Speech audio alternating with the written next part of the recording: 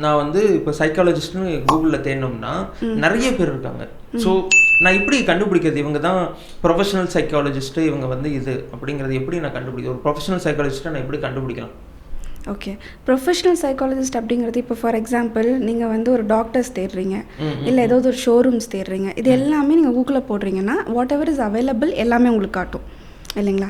So அது வந்து depends. இப்போ ஃபார் எக்ஸாம்பிள் எனக்கு ஒரு டாக்டர் செட் ஆகிறாரு அப்படின்னா அவங்களோட வே ஆஃப் டாக்கிங், இல்லை அவங்களோட தெரப்பி ஸ்டைலு, இல்லை அவங்களோட ஃப்ரீக்வன்சி, எனக்கு என்னோட இப்போ ஃபார் எக்ஸாம்பிள் கிளைண்ட்ஸ்லேயே வந்து டிஃப்ரெண்ட் டைப்ஸ் ஆஃப் கிளைண்ட்ஸ் இருப்பாங்க. எம்பத்தி மட்டும் சீக் பண்ணுற கிளைண்ட் இருப்பாங்க, அவங்களுக்கு போய் வெண்ட் அவுட் மட்டும் பண்ணிட்டு வந்தால் போதும். இன்னொருத்தர் வந்து லாஜிக்காக எனக்கு வந்து டெக்னிக்கலாக தெரியணும், நான் ஏன் இங்கே ஸ்டக்கப் ஆகிருக்கேன், வாட் இஸ் ஸ்டாப்பிங் மீ, என்ன கேப் இருக்குது, நான் எதில் இம்ப்ரூவைஸ் பண்ணணும் அப்படிங்கிறது கேட்பாங்க. இன்னொரு சிலர் வந்து கம்ப்ளீட்டாக சொல்யூஷன் வேணும், எனக்கு இந்த ப்ராப்ளம் இருக்குது, எனக்கு நீங்கள் வேறு எந்த தெரப்பியும் கொடுக்க வேண்டாம், இதுக்கு நான் என்ன சொல்யூஷன் செய்யணும் அப்படிங்கிறத நீங்கள் எனக்கு கைட் பண்ணிங்கன்னா ஐ வில் இம்ப்ளிமெண்ட் தட். இப்படின்னு டிஃப்ரெண்ட் டைப் ஆஃப் பீப்புள் இருப்பாங்க.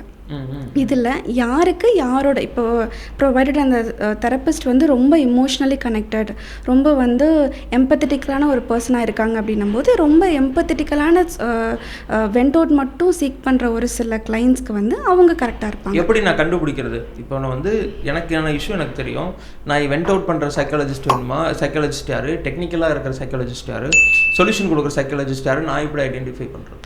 நீங்கள் யூ ஹாவ் டு பிகாஸ் இந்த உங்களுக்கு ரிவ்யூஸ் எல்லாம் இருக்கும், ரிவ்யூஸ் படிக்கும்போது இப்போ எல்லாருமே எப்படி எழுதுறாங்க அப்படின்னா அவங்களோட பர்சனல் ப்ராப்ளத்தை தான் அதில் எழுதுறாங்க. ஸோ அந்த ப்ராப்ளத்தை நீங்கள் எழுதும்போது நீங்கள் பார்க்குறீங்க அப்படின்னா ஒரு 5-6 ரிவ்யூஸ் பார்க்கும்போது ஏதோ ஒரு இடத்துல உங்களோட ஏதோ ஒரு சின்ன ப்ராப்ளம் வந்து கனெக்ட் ஆகும், ஏதோ ஒரு லூப் ஹோலாவது ஒரு சில இடத்துல கனெக்ட் ஆகும்.